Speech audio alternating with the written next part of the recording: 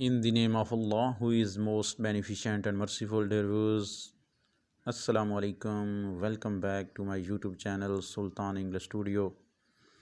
उम्मीद करता हूँ कि आप सब लोग खैरियत से होंगे और अल्लाह पाक का शुक्र है मैं भी ठीक हूँ। तो डियर व्यूज़, आज जो हमारा टॉपिक ऑफ डिस्कशन है वो है Fielding as a father of English novel. Fielding को इंग्लिश नावल का फ़ादर कहते हैं। तो इसके अंदर हम बहुत सारे पॉइंट्स डिस्कस करेंगे और हम ये साबित करेंगे कि फील्डिंग वाकई जो है फादर ऑफ इंग्लिश नावल है। इसके अंदर फील्डिंग आर्ट ऑफ करैक्टराइजेशन का भी टच होगा, analysis of Fielding art of characterization, Fielding plot construction को भी डिस्कस करेंगे, फील्डिंग रियलिज़म और Fielding humour, Fielding as a moralist, और फिर कंपैरिजन करेंगे ग्रेट नावलिस्ट विद फील्डिंग। तो इस तरह हम ये साबित करने की कोशिश करेंगे कि फील्डिंग जो है वाकई इंग्लिश नावल का फ़ादर है। तो वीडियो शुरू करने से पहले आपसे पहले की तरह छोटी सी रिक्वेस्ट कि अगर आप मेरे चैनल पर न्यू हैं तो प्लीज़ इसको सब्सक्राइब करें, लाइक एंड शेयर भी करें ताकि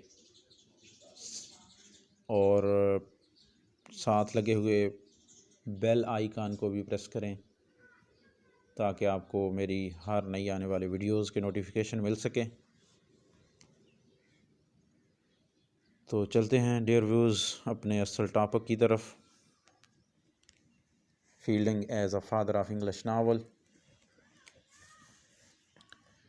सर वाल्टर स्कॉट फील्डिंग के बारे में एक फ्रेज़ कहते हैं the father of English novel के हवाले से।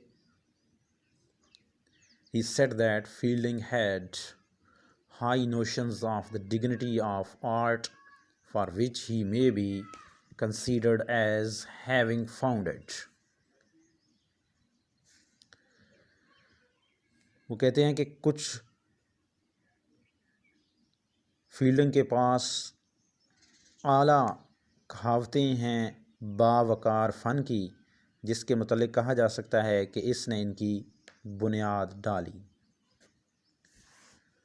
Some have attributed this title to Richardson. कुछ लोगों ने रिचर्डसन को इसके मतलब खराज तहसीन पेश किया है। A critic goes to the extent that if Fielding was the father of English novel, Richardson was its grandfather. एक नकाद ने यहाँ तक कह दिया है कि फील्डिंग अंग्रेज़ी नावल नगारी का अगर बानी है तो रिचर्डसन भी इसका बानी है, तो रिचर्डसन इसका ग्रैंडफादर है। W.J. Dawson offers this honor to Daniel Defoe, the author of Robinson Crusoe. There are some critics who even confer this greatness on John Lyly. Walter Raleigh, for instance, calls Euphues as the first original prose novel written in English.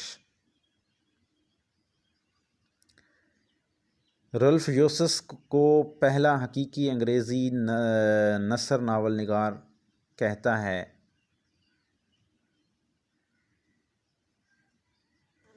The first original prose novel writer in English, G.K.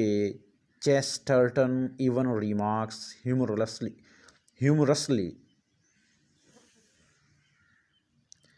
G.K. Chesterton हत्ता के ये मज़ाहिया अंदाज में कहता है कि अगर Chaucer अंग्रेज़ी शायरी का बाप है तो वो अंग्रेज़ी नावल निगारी का दादा है।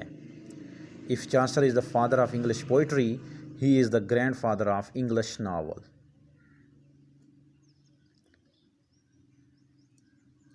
तो ये थे कुछ पॉइंट्स क्रिटिक्स के नावल के हवाले से।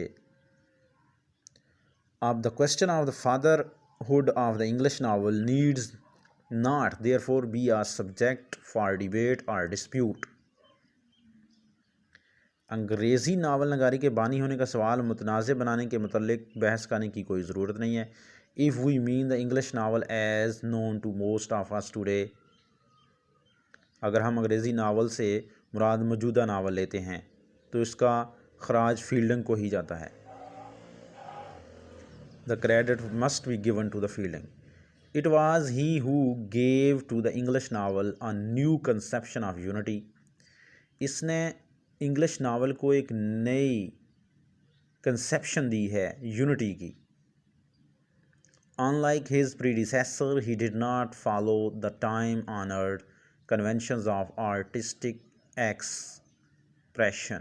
अपने आबा के बरअक्स इसने इस दौर की मुअज़्ज़ज़ रसूमात के फ़नकाराना तासरात की पैरवी भी नहीं की है. England had not produced before him any of these masterpieces in the sphere of fiction. बरतानिया ने इससे कबल ऐसे शाहकार पैदा नहीं किए थे. पूरे अदब में फील्डिंग इस लिहाज से खुश नसीब था. Fielding had thus the good fortune to near upon an almost new genre, and having once encountered it, Walter Allen writes thus in this connection. Sir Walter Scott called Fielding in a famous phrase the father of English novel. The great writers Smollett, Scott, Dickens, Thackeray and Meredith all wrote in his shadow. तो अदब के अंदर fielding इस लिहाज से भी खुश नसीब था कि वो तकरीबन ही नई सिनफ में दाखिल हुआ और यूं ही एक मरतबा इसका सामना किया, जैसा कि वाल्टर राइट लिखता है अपनी मशहूर नसर में फील्डिंग के मुतल्लिक कि वो इंग्लिश नावल का बानी था, अजीम उस सिनफ, जैसा कि स्मॉलेट, स्कॉट, डिकन्स, थैकरे और मेरिडिथ लिखते हैं. Fielding is thus considered as father of English novel because in his novel we find his predecessors' deliberate and full expression at one place and in one author. Fielding को इसलिए भी English novel का बानी कहा जाता है क्योंकि इसके नावलों के अंदर हम देखते हैं कि वो अपने आबा की तरह तासरात से भरपूर सिर्फ़ एक मुसन्नफ़ के तौर पर फील्डिंग ने पहली मरतबा कोशिश की है कि वो इन्हें समझ ले, इनकी असल अहमियत को और इनका सही इस्तेमाल करे अपनी तहरीरों में.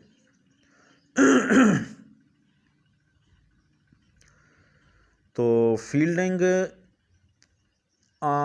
फर्स्ट ऑफ ऑल जो है, we will have to analysis Fielding art of characterisation. हम फील्डिंग का आर्ट ऑफ कैरेक्टराइजेशन देखते हैं कि ये फील्डिंग इसके बारे में फील्डिंग इसके अंदर कितना माहिर था. तो such a collection of human figures, so solid and real, so vital, so varied, is not to be found in the works of any earlier English writer except Shakespeare. कहते हैं कि फील्डिंग की जो किरदार नगारी है, ऐसा लोगों का इज्तिमा मजबूत और हकीकी है, इस इंतहाई मुख्तलिफ नो जो किसी भी अव्वल अंगेज़ मुसन्नफ़ के यहाँ नहीं मिलता मासवाए शेक्सपियर के. इतनी अच्छी किरदार निगारी आर्ट ऑफ कैरेक्टराइजेशन शेक्सपियर से पहले किसी भी मुसन्नफ़ के अंदर नहीं मिलती. तो द डेलिनेशन इज़ मास्टरली, ये सोच विचार इंतहाई शानदार है. Fielding's characters are amazingly alive. Fielding के जो करेक्टर हैं वो हैरान कुन हद तक ज़िंदा हैं. This is true not only of the major figures such as Parson Adams और Amelia, but also of the vast majority of the minor ones. इसके ना सिर्फ जो मेजर करेक्टर हैं बल्कि जो माइनर करेक्टर हैं वो भी भरपूर हैं, बेहतर हैं. His characters are alive, full of blood, full of breath, and are real people. और वो हकीकी लोग हैं. They impress themselves on our minds and continue to exist in our memories even when the events and incidents have been more or less forgotten. That is indeed the supreme achievement of characterization. ये characterization की बहुत ही supreme achievement है. Now we discuss about the Fielding treatment of plot construction. So Fielding, as a great novelist, was also a great master of plot.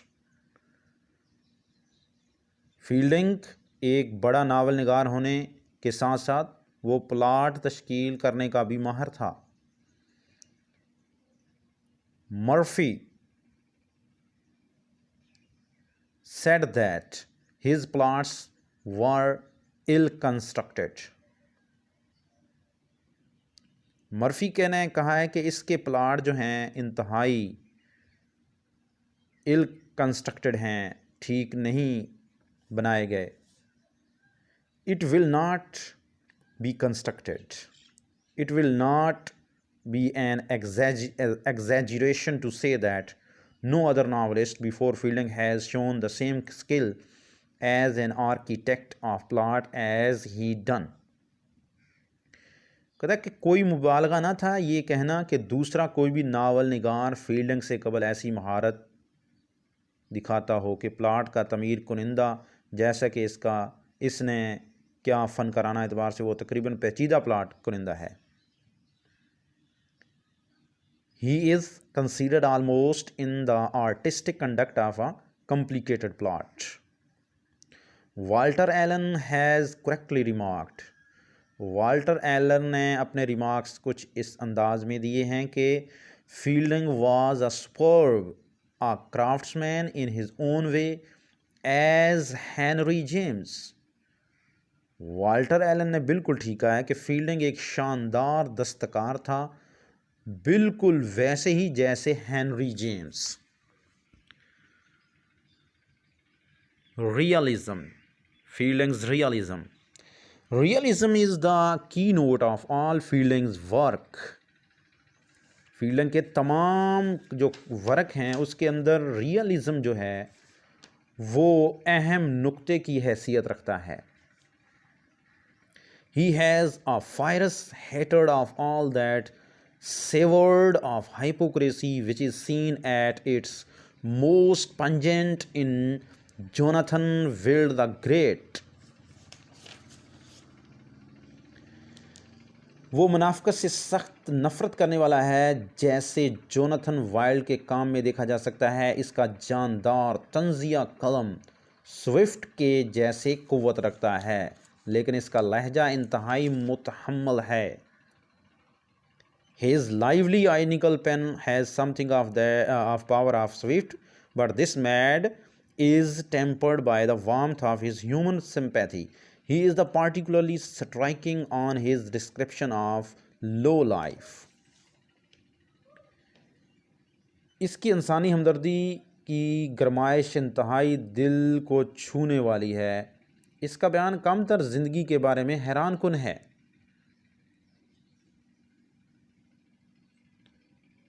He is particularly striking on his description of low life. His characters are men with all men's weakness.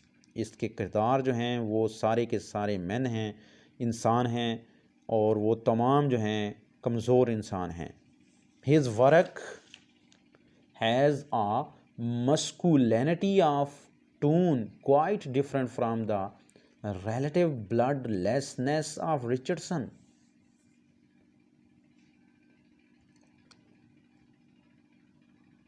इसके किरदार मर्द हैं, तमाम मर्दाना कमज़ोरियों के साथ इसके काम में मर्दानगी का लहजा है जो कि रिचर्डसन की खूनी मार्का खेजी से बिल्कुल मुख्तलिफ है.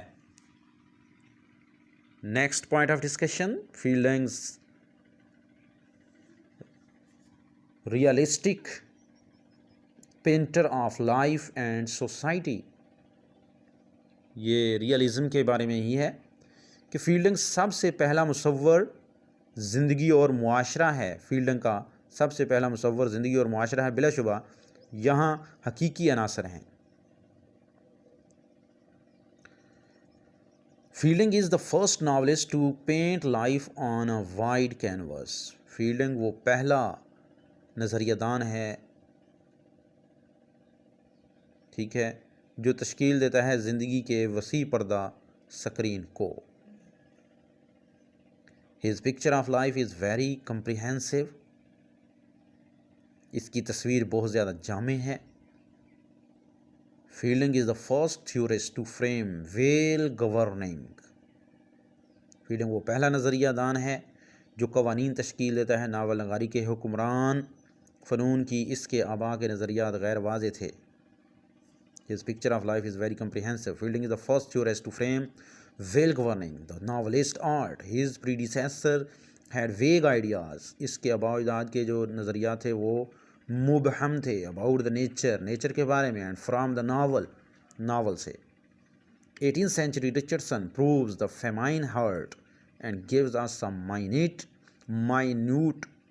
analysis of feminine feelings. Richardson जो है वो तलाश करता है मुन्नस दिल की और हमें मामूली तज्ज़िया पेश करता है नस्वानी एहसासात का, लेकिन बमुश्किल ही वो इसके अंदर रंग भर सकता है अपने इर्द गिर्द की ज़िंदगी के नज़रियात में। Fielding is the first of the long line of theorist is who have laid down principle regarding the art of the novel. तो इर्द गिर्द की ज़िंदगी के अंदर नज़रियात दानों की इस फहरिस्त में फील्डिंग सबसे अव्वल नज़र आता है, जो कि फ़न नावल निगारी के मुतल्लिक हैं। Now we discuss Fielding's humor. Fielding's humor is boisterous and brought to the point of coarseness and a kind of overfed jollity की मज़ाह निगारी के अंदर शोखी बुखारने वाली और भद्देपन की वसत तक है, और एक किस्म है बकसरत मिलने वाली खुशी की। इसके दावे का मकसद ये है कि वो चाहत के पर्दा को चीर फाड़ कर रख दे और खोल दे इसे मुज़हिका खेज़ी के लिए, जो कि हंसी का सही ज़ख़ीरा है। His proclaimed aim was to tear the veil of affectation, expose it to the ridicule, which is the true source of laughter. Joseph Andrew was to be a comic epic in prose.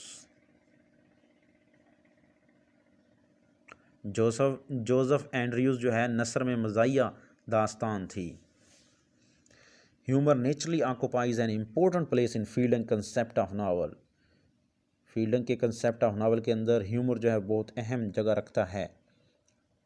For instance, मिसाल के तौर पर, इन describing the numerous scuffles among his characters, he frequently adopts an elaborate mock heroic style, not quite in accordance with the later taste.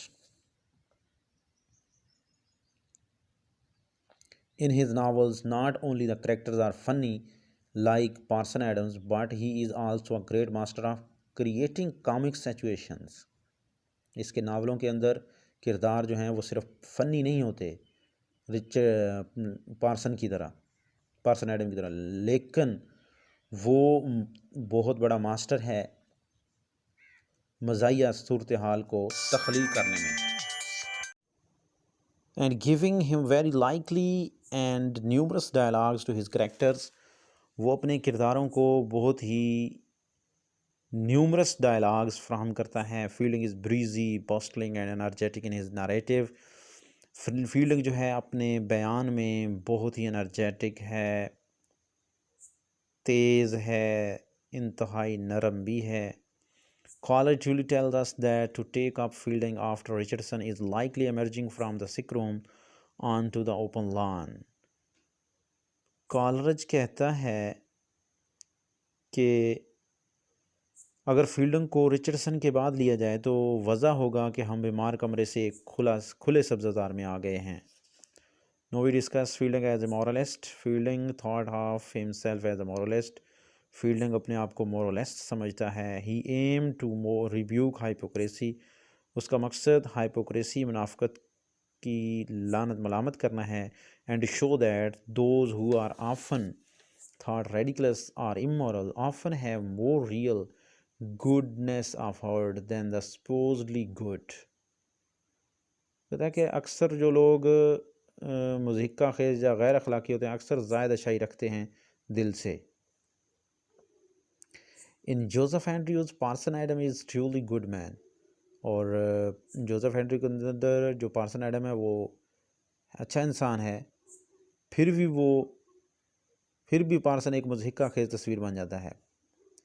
Yet the often cuts a ridiculous figure and is very badly treated by the world. A word must be given to his style. इसके style को दाद देना चाहिए. His style has a slight touch of archaism in the use of words like hath, but otherwise it is fresh and clear. His use of dialogue and conversation is of similar nature. इसके style को दाद देना चाहिए. इसके style में हल्का सा एहसास है कदीमपन का, जैसे वो अल्फाज इस्तेमाल करता है, रखता है, लेकिन इसके बरअक्स ये ताज़ा है.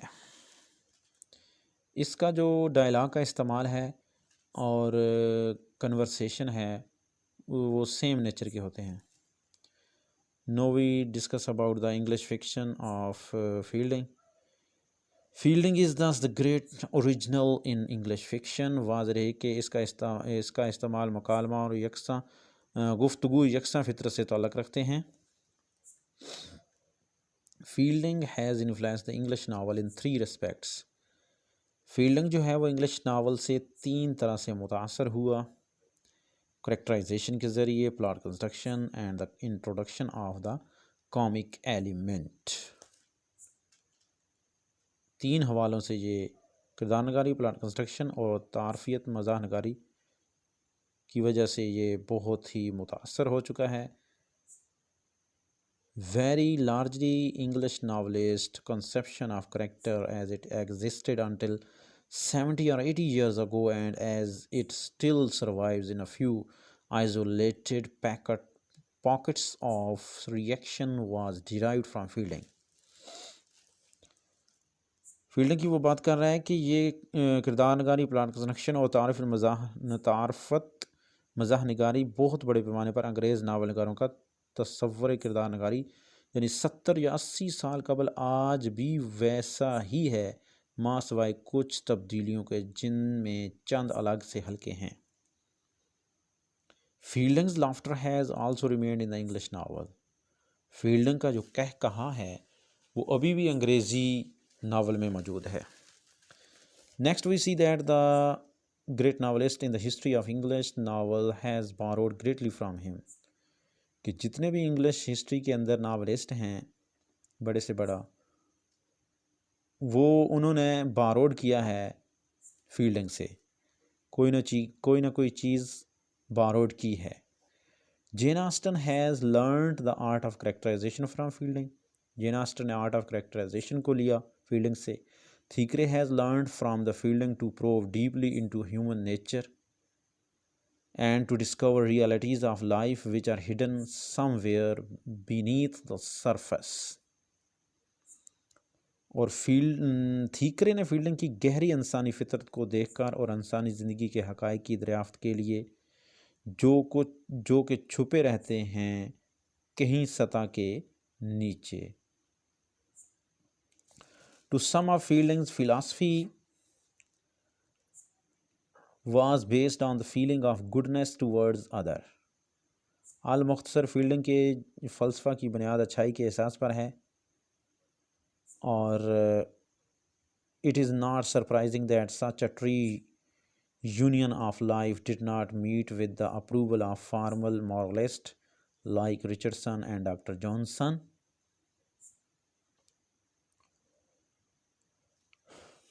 जैसा कि रिचर्डसन और डॉक्टर जॉनसन, इनका ऐसा आज़ाद इत्तेहाद ज़िंदगी ना मिले रस्मी अखलाकियात की मुनासबत से है. Historically Fielding is of a greatest importance. तारीख़ी तौर पर फील्डिंग इंतहाई अहमियत का हामिल है. The late novelist learned everything from him. जितने भी बाद में आने वाले नावलिस्ट हैं उन्होंने फील्डिंग से बहुत कुछ सीखा. ही tells more of the 18th century than most historian because he makes his world live. He tells more of the 18th century, वो 18th सेंचुरी के बारे में मज़ीद बताता है दैन द मोस्ट हिस्टोरियन, ज़्यादा तारीख दानों की निस्बत, क्योंकि he makes his world live, क्योंकि वो अपनी वर्ल्ड को, दुनिया को लाइव रखना चाहता था। थ्रू हिज विविड इमेजिनेशन, अपनी इमेजिनेशन के ज़रिए, he had an unusual sense of balance and inexhaustible sense of humor and a warm and generous heart. अपने नुमाया तसव्वुर से इसके पास एक गैर मामूली एहसास से नवाजता है कि एक ना ख़त्म होने वाला एहसास, मिजाज और एक गर्म और फ्याज दिल। So it is not wrong to say that Fielding is the father of English novel, and this is certainly not an ordinary, rather an extraordinary honor. तो ये कहना गलत नहीं है कि फील्डिंग अंग्रेज़ी नावल का बानी है, और ये यकीनन गैर मामूली बात नहीं है, बल्कि बहुत अच्छी और बेहतरीन रिकमेंडेशन है। तो डियर व्यूअर्स, ये थी मेरी short video about Fielding as a father of English novel. इसके अंदर मैंने तकरीबन हर चीज़ का टच दिया है, इसका characterization, plot construction, humour, moralist, different novelist से फील्डिंग का मुवाजना। तो वीडियो अच्छी लगी तो इसको लाइक एंड शेयर करें, मेरे चैनल को सब्सक्राइब करें। अपना बहुत सारा ख्याल रखिएगा, कमेंट सेक्शन में कमेंट्स ज़रूर कीजिएगा। Thank you for watching. अल्लाह हाफिज़।